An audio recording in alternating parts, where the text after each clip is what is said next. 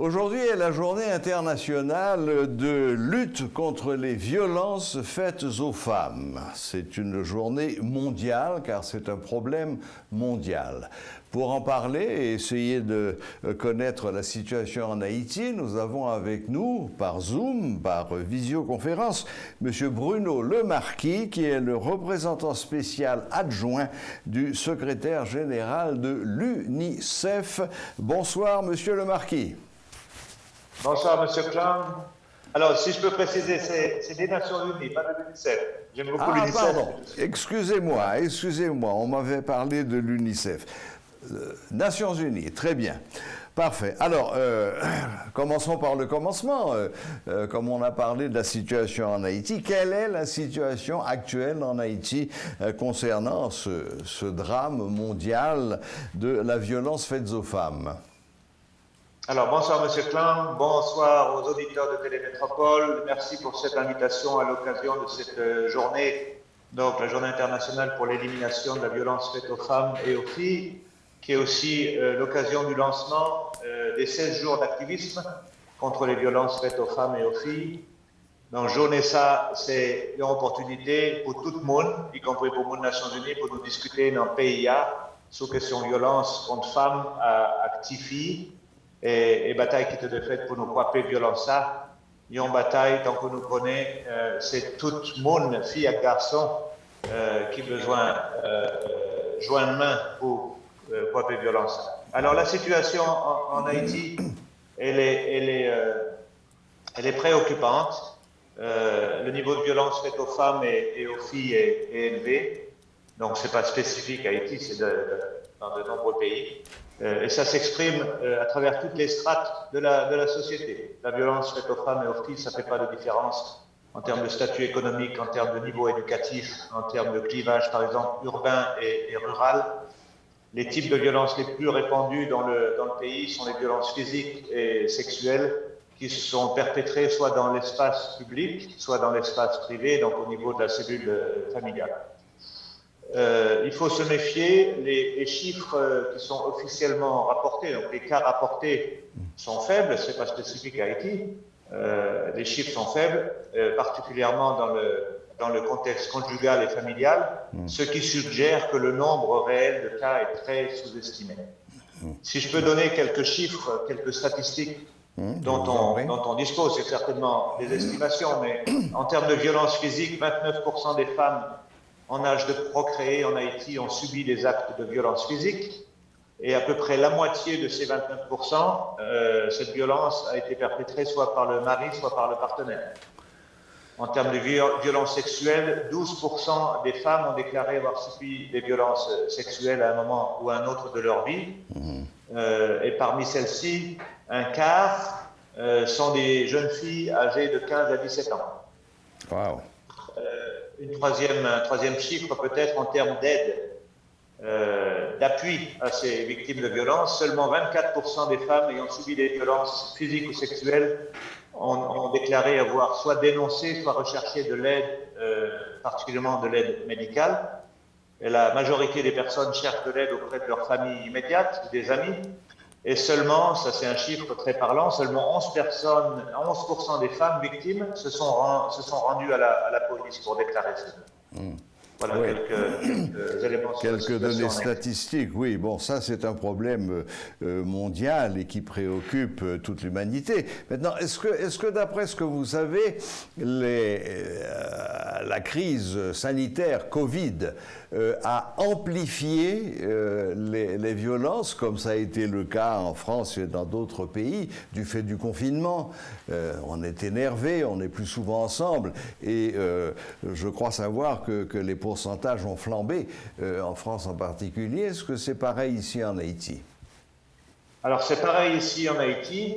Au-delà de Covid, si je peux dire, Haïti c'est un pays qui ces dernières années surtout, a subi un empilement, une confluence de crises de diverses natures. Donc c'est en général une constante que les crises ont un effet disproportionné sur les femmes et les filles, notamment en termes de violence. Donc oui, la période Covid, même si en Haïti le confinement a été relativement léger, il y a eu une augmentation des cas parce que les gens étaient plus dans la sphère familiale, les enfants n'allaient pas à l'école pendant plusieurs mois, etc. Donc il y a eu une augmentation selon le type, les chiffres qu'on a nous, selon le type de service recherché, une augmentation qui a été de 5 à 40% des cas en Haïti pour les chiffres répertoriés par les structures qui fournissent de l'assistance aux victimes.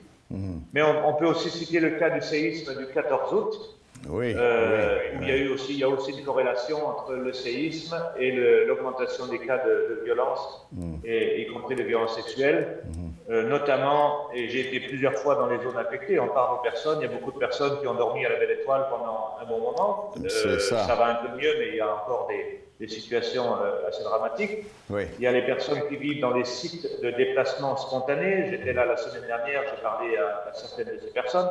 Donc, dans tous ces endroits où le sentiment de sécurité est moins fort, donc il y a une augmentation des cas.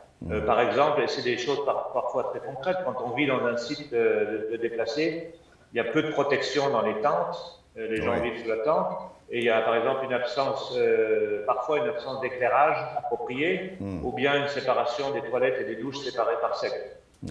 Et puis, en termes de crise, parfois récurrente en Haïti, il y a toute la question de la violence urbaine, il y a eu tous les cas de déplacement interne à Port-au-Prince et dans la zone métropolitaine depuis, par exemple, notamment le mois de juin. Il y a 19 000 personnes déplacées internes dans la zone métropolitaine, des gens qui ont dû quitter leurs endroits, que ce soit de Bel Air, de Martissan, etc. Des gens qui vivent dans des sites de déplacés et donc qui sont aussi subis à des objets d'un plus haut taux de violence. Viol, il y a des cas de viol, il y a des cas de viol collectif qui ont été répertoriés ou d'autres formes d'agression sexuelle. Donc la crise a toujours un impact sur les violences par rapport aux femmes. Hélas, oui. Vous venez de citer le mot organisme. Quels sont les principaux organismes en Haïti qui recueillent les plaintes, qui agissent ou qui viennent en aide aux femmes et aux filles haïtiennes? Bon, il y a d'abord toute la structure des institutions nationales.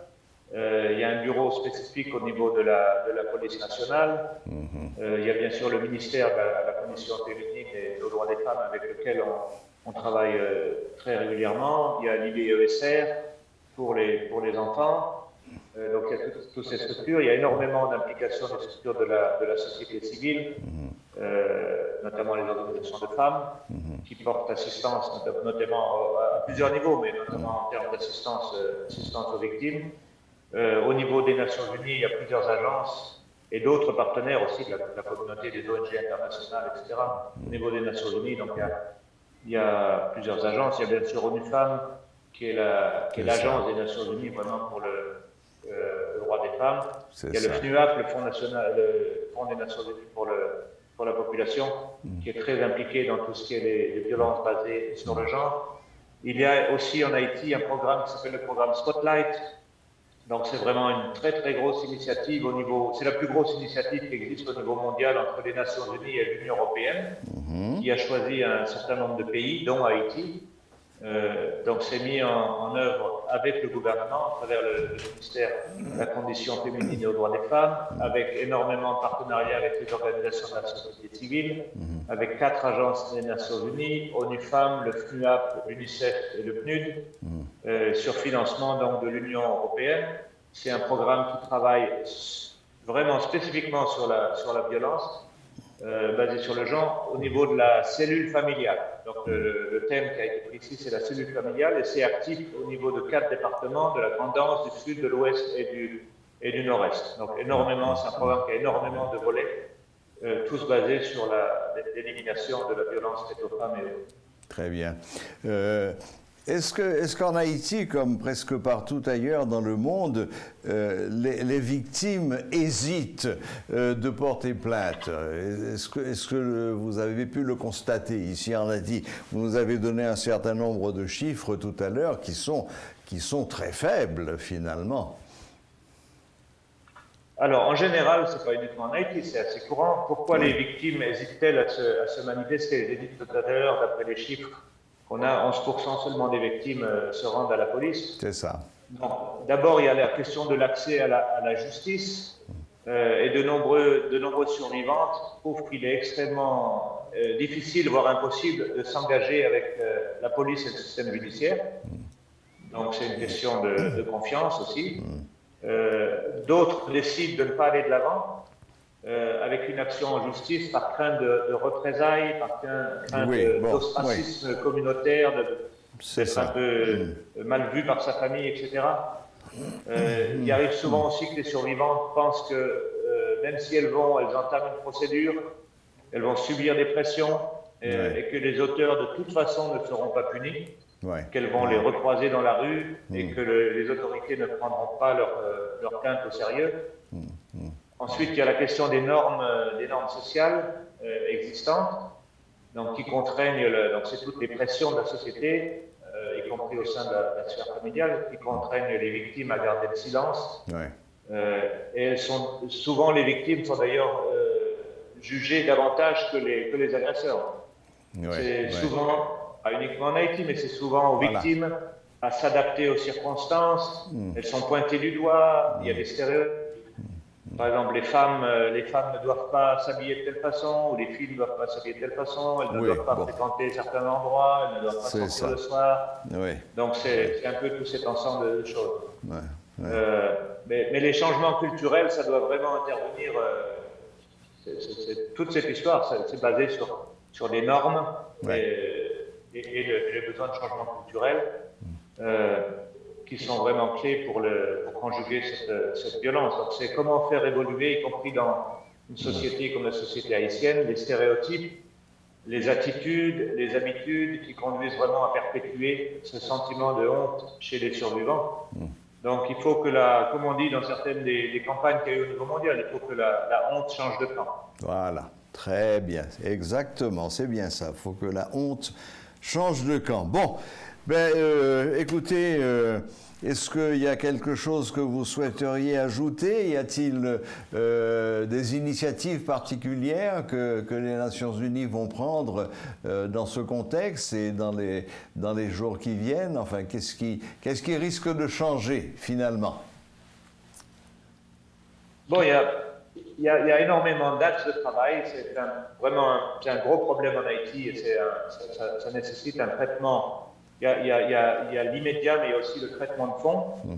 Le traitement de fond inclut un certain nombre de volets sur lesquels il y a un travail depuis de nombreuses années en Haïti, mais il faut continuer et avancer.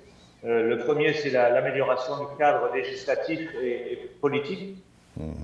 Haïti a ratifié un grand nombre de conventions internationales, mais elles ne s'intègrent pas toutes. Ce n'est pas uniquement sur ce sujet-là, c'est aussi sur d'autres sujets, elles ne s'intègrent pas toutes dans les lois nationales. Donc il faut vraiment qu'à ce niveau-là, ça avance. Il y a toute la question du renforcement des capacités des institutions nationales. Il y a par exemple un mécanisme qui existe en Haïti qu'il faut vraiment soutenir, ça s'appelle la concertation nationale contre la violence faite aux femmes, qui comprend les autorités étatiques, les organisations de la société civile et la communauté internationale. Donc c'est vraiment un levier qu'il faut soutenir. Très bien. Il y a le renforcement de la prévention des violences. Il y a la question de l'amélioration de l'accès des survivantes aux services essentiels. Il y a toute la question des statistiques qui, au-delà de cette problématique, est vraiment un problème en Haïti. Les données en Haïti, c'est une denrée assez rare. Donc le renforcement de la disponibilité de données pour informer les politiques publiques, informer les programmes, informer les actions. Et puis ensuite, il y a constamment soutenir le leadership des mouvements de femmes, des mouvements féminins en Haïti, que ce soit au niveau économique, au niveau du leadership politique, etc. Bon, donc voilà, l'ONU est vraiment engagée dans toutes ces problématiques à travers ces agences. On est vraiment aux côtés du ministère de la Condition féminine, des organisations de femmes. On travaille avec la police nationale, le personnel, par exemple aussi le ministère de la Santé, qui a un gros rôle en termes d'appui aux victimes. Donc énormément d'agences sont impliquées sur cette problématique. Et puis aussi, je voulais dire peut-être un dernier mot sur le rôle des hommes et des garçons. Parce que les garçons et les hommes, l'éducation des garçons est très, très, très importante pour qu'ils soient éduqués pas avec ces stéréotypes, mais avec une ouverture et qui ils font aussi partie de la solution future. Donc l'éducation des enfants est absolument primordiale, y compris l'éducation non seulement à l'école, mais aussi au sein de la famille, pour que les normes évoluent. Oui, voilà. Oui, c'est d'ailleurs ça, c'est un des grands paradoxes haïtiens, c'est la vénération que la plupart des hommes portent à leur mère. Et dans le même temps, cette espèce de mépris, de supériorité vis-à-vis des autres femmes, en oubliant que ces autres femmes seront peut-être demain des mères également. C'est ce paradoxe qui est très marquant en Haïti. Bien, Monsieur Bruno Le Marquis, merci infiniment de nous avoir accordé un peu de votre temps. Je conclurai de cet entretien que l'ONU est extrêmement engagée à travers différentes organisations, avec différentes associations de la société civile, des ONG, dans cette lutte, dans le soutien de la femme haïtienne en général, et que, bien entendu, vous n'avez pas du tout l'intention de baisser les bras. Pas du tout. Merci en pile. Et la lutte continue. Merci beaucoup. Merci, bonne fin de journée. Au revoir. Au revoir. Bonne fin de journée. Voilà, c'était M. Bruno Le Marquis. Contrairement à ce que j'ai annoncé tout à l'heure, il est le représentant spécial adjoint du secrétaire général de l'ONU et non pas de l'UNICEF, et il est le coordonnateur résident en Haïti.